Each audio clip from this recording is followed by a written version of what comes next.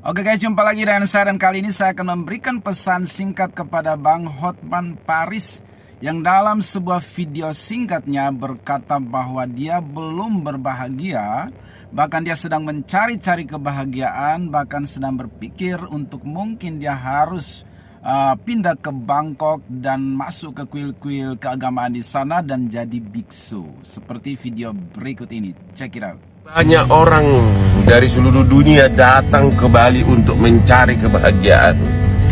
Tapi aku sendiri belum menemukan apa sih kebahagiaan itu dan di mana untuk mendapatkannya. Lagi kepikir untuk pindah ke Bangkok, masuk di suatu pusat keagamaan atau menjadi biksu. Apakah itu salah satu alternatif lagi saya pikirkan. Mencari dan mencari, tetap aja makannya nasi padang, nasi rawon. Ya, bahkan ikan teri gak paling saya suka. Kebahagiaan itu di mana sih? Aduh, susah banget sih mencari kamu. Mungkin saya di Bali ini harus mulai masuk di pusat keagamaan. Saya mau belajar atau tinggal di sana berbulan-bulan sampai akhirnya seluruh sel-sel dalam tubuhku sudah berubah. Bukan lagi seorang Hotman Paris yang selalu mencari popularitas. Saya ingin sampaikan beberapa pesan firman Tuhan, ya. Semoga bermanfaat bagi Bang Hotman Paris dan Bang Hotman Paris bisa menemukan kebahagiaan yang sejati. Ya, yang pertama itu ada di dalam Yohanes pasal 4 ayat 13 sampai 14.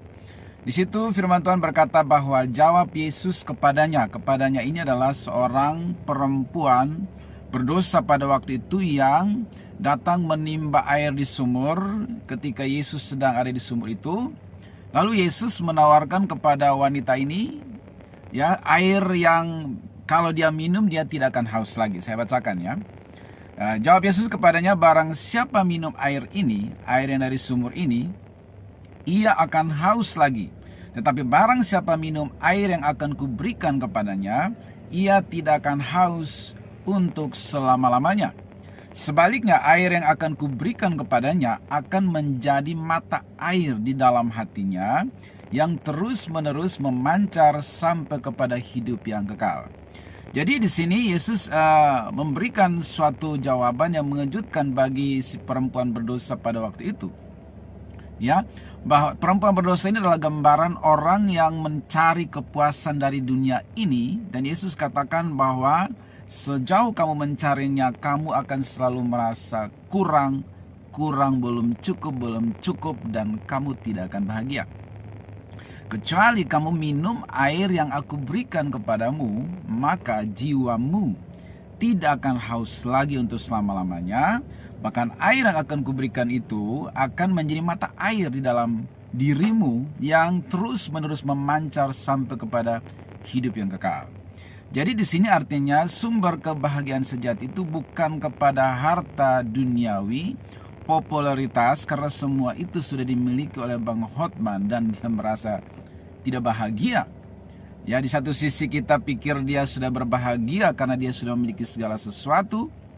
Ya, asetnya di mana-mana, apa yang dia inginkan semua dia bisa dapatkan, dan kita pikir dia sudah cukup bahagia. Ternyata dari mulutnya sendiri dia berkata bahwa dia justru sedang mencari kebahagiaan. Di manakah engkau kebahagiaan itu?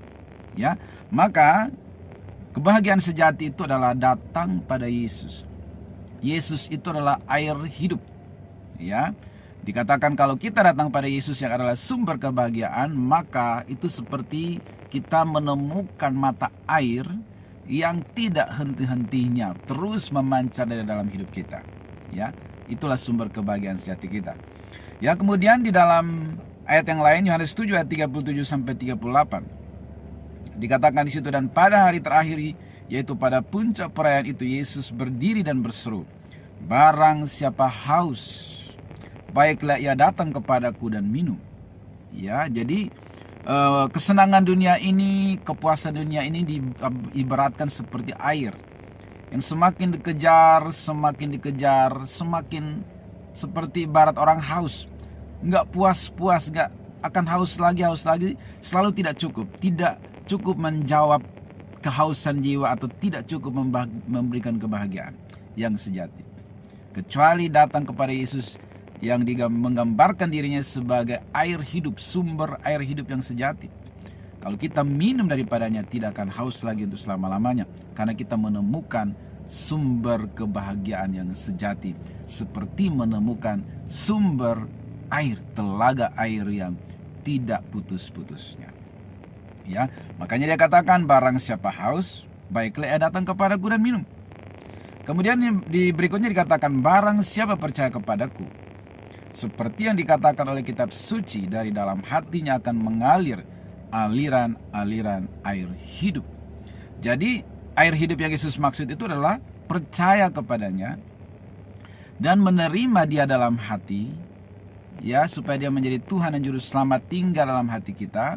Bukan sekedar KTP yang Kristen atau tahu tentang Yesus, tetapi menerima dia dalam hati, percaya kepada dia dan menerima dalam hati. Maka dari dalam hati orang itu akan mengalir aliran-aliran air hidup, sehingga dia bisa menemukan kebahagiaan yang sejati. Sehingga walaupun dia belum memiliki harta yang melimpah, tetapi ada damai sejahtera yang memberikan ketenangan, kepuasan. Ya, sehingga Yesus katakan, ibarat minum air, kamu puas kalau minum air yang aku berikan, yaitu percaya kepadaku. Ya, kemudian dalam Matius 11 ayat 28, marilah kepadaku semua yang letih lesu dan berbeban berat, aku akan memberi kelegaan kepadamu. Ya, jadi Yesus memanggil setiap orang yang memiliki kelelahan secara emosional. Ya, kalau lelah fisik tinggal bawa tidur selesai, tetapi ada kelelahan emosional, kelelahan spiritual. Yesus memanggil, marilah kepadaku semua kamu yang letih lesu secara emosional, secara spiritual, yang mencari kebahagiaan dan belum menemukannya. Ya, datang pada Yesus. Yesus berkata, aku akan memberikan kelegaan kepadamu. Kemudian dalam Wahyu 3:20 dikatakan, lihat, aku berdiri di muka pintu dan mengetok. Jikalau ada orang mendengar suaraku dan membuka pintu, aku akan masuk mendapatkannya dan aku akan makan bersama-sama dengan dia dan ia bersama-sama dengan aku. Yesus mengetuk pintu hati setiap orang. Barang siapa mendengar panggilan Yesus, membuka pintu hatinya, mengundang Yesus dalam hidupnya, maka Yesus, sang sumber kebahagiaan, air hidup itu akan tinggal bersama dia senantiasa, ya, dalam kehidupan sehari-hari, dan itulah sumber kebahagiaan yang sejati. Itu yang pertama. Yang kedua, ada kisah yang mirip kisah Bang Hotman juga. Ada seorang muda yang kaya raya, ya, asetnya di mana-mana. Kemudian dia berkata bahwa jiwaku ada padamu banyak barang bertertimbun untuk bertahun-tahun lamanya. Beristirahatlah, makanlah, minumlah, dan bersenang-senanglah. Tetapi firman Allah kepadanya, hai orang bodoh, pada malam ini juga jiwamu akan diambil daripadamu. Dan apa yang telah kau sediakan, untuk siapakah itu nanti? Demikianlah jadinya dengan orang yang mengumpulkan harta bagi dirinya, jikalau ia tidak kaya di hadapan Allah. Jadi yang kedua adalah kita harus kaya di hadapan Allah. Artinya, ya, menemukan dulu sumber kebahagiaan, terima Yesus dalam hidup, kemudian memakai semua aset harta itu untuk mempermuliakan nama Tuhan, kaya di dalam Tuhan. Ya, karena apa? Di dalam Lukas 12 ayat 15 bagian B dikatakan, walaupun seorang berlimpah-limpah hartanya, hidupnya tidaklah tergantung pada kekayaannya itu. Hidup kita hanya tergantung pada Tuhan Yesus. Ya, nah, di momen masih suasana Natal, ya, kiranya Bang Hotman Paris mau membuka hati agar Yesus yang dulu lahir di Palungan, biarlah lahir juga dalam hati Bang Hotman Paris. Maka Bang Hotman menemukan kebahagiaan yang sejati di dalam Tuhan Yesus. God bless.